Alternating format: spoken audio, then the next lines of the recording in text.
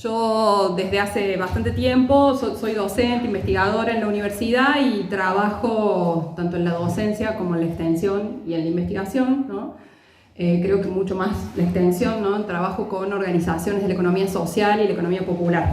Ahí por allá hay un compañero que es ese que articula el sindicalismo con la economía popular, que hemos compartido algunos espacios, Leandro, que siempre nos encontramos en estos ámbitos. Y bueno, digo, a mí me interpela como mucho el poder el pensar, ¿no?, estos temas con trabajadores que no son los trabajadores que yo estudio, ¿no?, sino que son trabajadores como yo, son trabajadores y trabajadoras como yo, ¿no?, que cobramos un salario, que tenemos un gremio con ciertos derechos.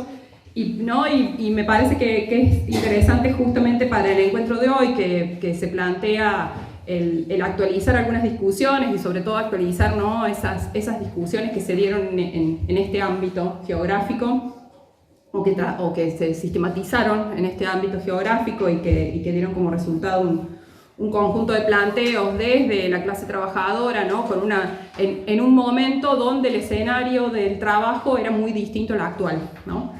Y bueno, y justamente un poco lo que a mí me parecía interesante era traer como algunas claves para poder pensar cuáles son las características y las condiciones que tiene el mundo del trabajo hoy y de qué modo problematizar esto, ¿no? Porque esto podríamos, esto digo yo porque yo me traje impreso el programa del 57, podríamos pensar cuántas de estas, ¿no?, siguen siendo deudas por resolver, pero también de qué modo sería necesario redefinir, ¿no?, o dialogar con este programa, pensando que es un programa que se construye en un momento donde la gran mayoría de los trabajadores y trabajadoras se encontraban en condiciones muy distintas a las de hoy, ¿no? Y yo, como vengo de la economía y como buen economista, haciendo honor a mi disciplina, en lo único que le hago honor a la disciplina, sí, eso voy a aclarar, me parecía que estaba bueno traer también como algunos números para poder entender cómo es entender la dimensión que tiene ese escenario y poder pensar, ¿no?, en base a esos números, ¿no? Así que bueno, un poco por ahí va a ir. Voy a tratar de ser breve, no voy a ser tan breve como la Laura, por supuesto, pero bueno, tratar de ser breve como para que después podamos como conversar un poco más y discutir sobre eso.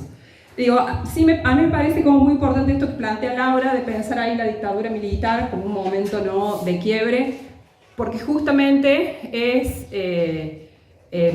sí es el momento histórico donde se redefine, ¿no?, el proceso de acumulación, se redefinen las pautas sobre las que se va a producir, sobre las que se van a generar excedentes en la economía, ¿no?, se redefine el sistema económico, no solo en nuestro país, sino a nivel mundial. Las dictaduras militares son, ¿no?, como muchos que estudian el neoliberalismo plantean, ¿no?, las dictaduras en América Latina, los experimentos, ¿no?, de implementación de las políticas neoliberales.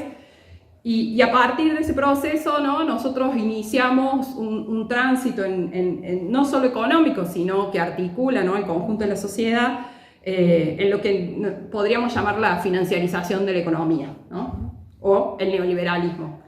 Digo, pero cuando nosotros decimos el neoliberalismo, ¿no?, a veces se nos pierde de vista qué implica ese neoliberalismo, ¿no? Entonces, para mí está bueno poder pensar en esto, de cómo la economía comienza a organizarse principalmente a partir de lo financiero.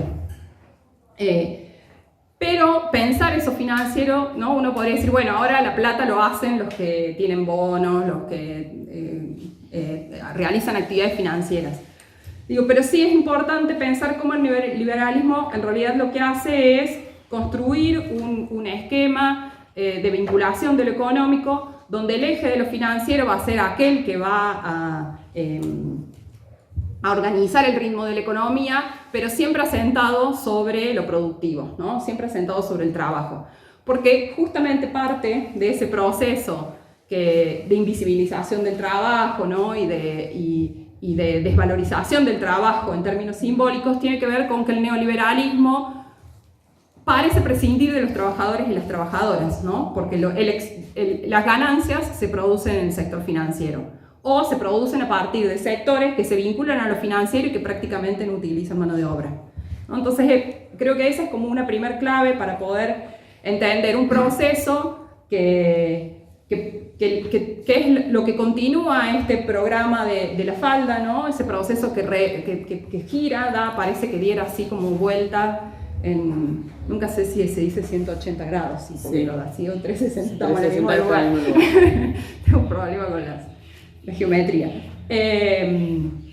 No, da vuelta ese escenario, ¿no? que se daba en los años 50 y 60, y que con mucha capacidad, ¿no? Los sectores obreros de trabajadores y trabajadoras habían podido leer, porque llegar a esto, este resultado es un resultado de una importante lectura de política, ¿no? y de esa realidad, ¿no? Esa dictadura hace un giro en la economía, y ese giro modifica el escenario para los trabajadores y las trabajadoras.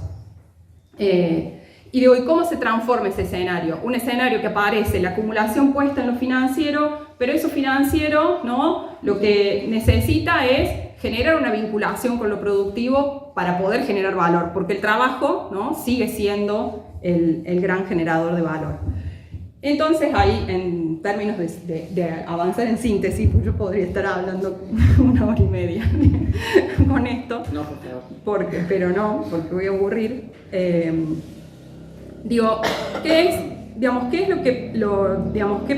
¿Cuál es el efecto, ¿no? De esta gran transformación de la economía, que seguramente que muchas de esas cuestiones, ¿no? Ustedes las han estado discutiendo en este espacio y también en otros espacios, ¿no? de formación y de lectura. Eso nos lleva a un escenario que transforma, ¿no? Que podríamos decir, sintetizar, que genera una crisis del empleo y una crisis del trabajo, ¿no?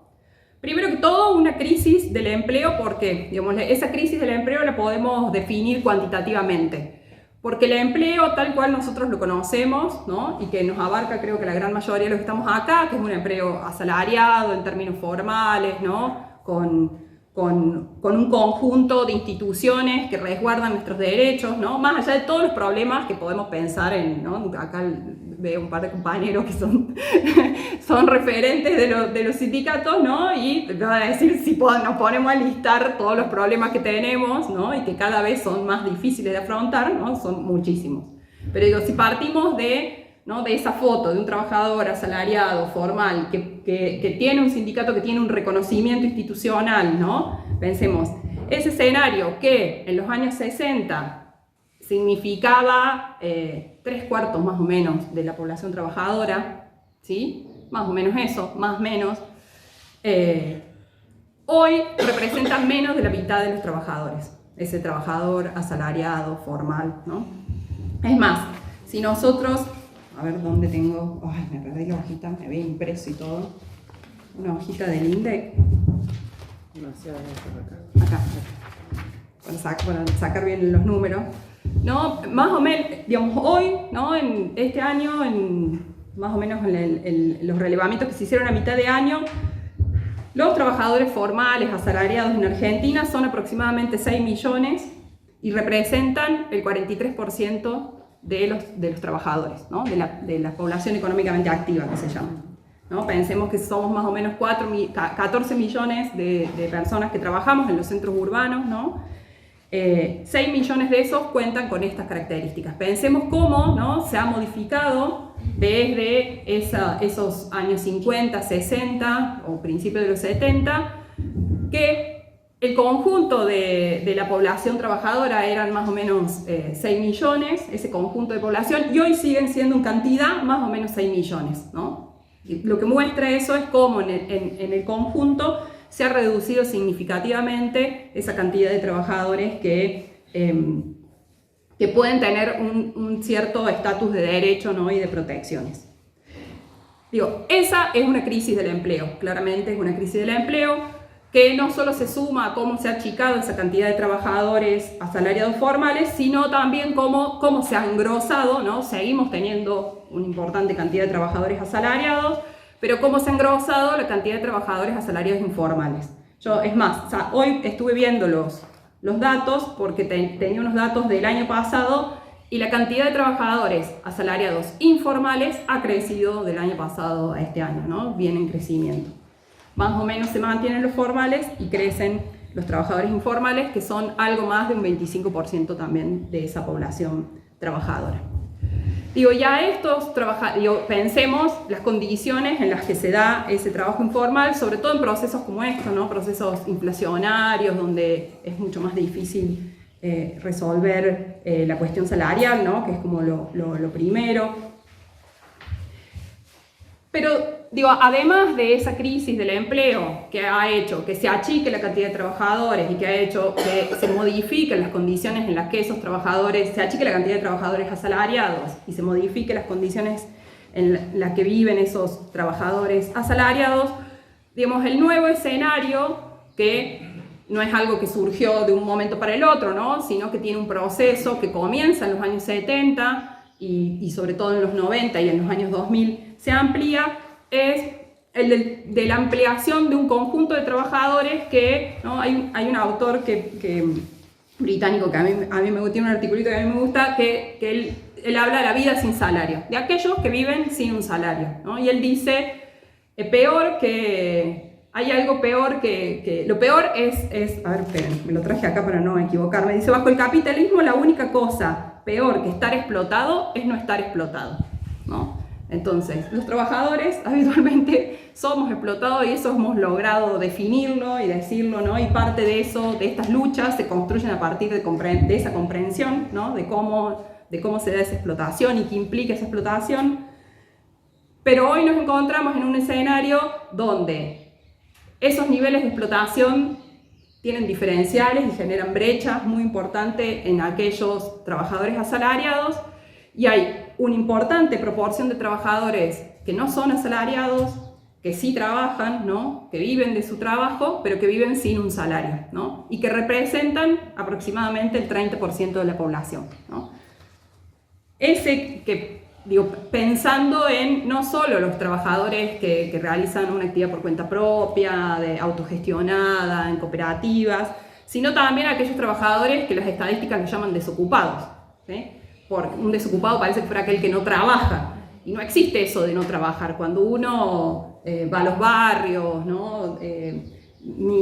Va a espacios sociocomunitarios, se encuentra con que aquello que la estadística lo caracteriza como un trabajador desocupado en realidad es alguien que realiza múltiples actividades para poder reproducir la vida. Ni hablar si además pensamos desde una perspectiva feminista, ¿no? Todos esas trabajadoras que su trabajo es sustancial para el sostenimiento de la familia, ¿no? Su trabajo es sustancial para el sostenimiento de la comunidad y sin embargo no tiene un trabajo asalariado, no hace un trabajo que se denomina productivo, ¿no? Pero sí hace un importante trabajo para la reproducción social de su familia y de su territorio, ¿no? Esa podría ser, es como nuestra foto actual, ¿sí? Una foto que claramente muestra una crisis del empleo, ¿no? Que se han desestructurado esas instituciones que nos protegían y que nos permitían partir de una base que hoy parece como muy arriba, ¿no? Que nos ha quedado como muy arriba. Pero también, ¿no? Si miramos al interior de cómo se ha organizado el trabajo, quiero como mencionar estas dos o tres cositas, justamente porque me parece que son aquellas cuestiones que nos permiten repensar, ¿no? las bases de este programa, ¿no? Que es un programa que se piensa con un protagonismo de los trabajadores, con un lugar de la lucha de los trabajadores, ¿no? Y con ciertas condiciones de nuestra economía o de organización de nuestra economía, principalmente puesto en lo productivo, que hoy se ha modificado. Y poder pensar justamente cómo, poder reconocer, ¿no? Cómo esa crisis del empleo también expresa una crisis del trabajo. ¿Por qué? Porque quienes tienen trabajo, ya sea asalariado o no asalariado, ¿no? Se enfrentan con una modificación, ¿no? de los modos, ¿no? En los que se dan y se organiza ese trabajo. hay unos autores que le llaman la multiplicación del trabajo, porque ya el trabajo tal cual lo entendemos, ¿no? y el trabajo organizado tanto en términos técnicos como sociales, y en términos sexuales, ¿no? También ese trabajo se ha desdibujado, hasta en términos internacionales, ¿no? Pensemos cómo el trabajo migrante ha empezado también a reconfigurar las propias economías, ¿no? No solo entre países, sino también al interior de los países, ¿no? Como las migraciones y los movimientos de los trabajadores en busca de ciertas condiciones de trabajo, ¿no? O en esto de poder hacerse, poder enfrentar, ¿no? Las condiciones, ¿no? que ese mundo le lleva para ganarse la vida, ¿no? Lleva a que también se movilicen.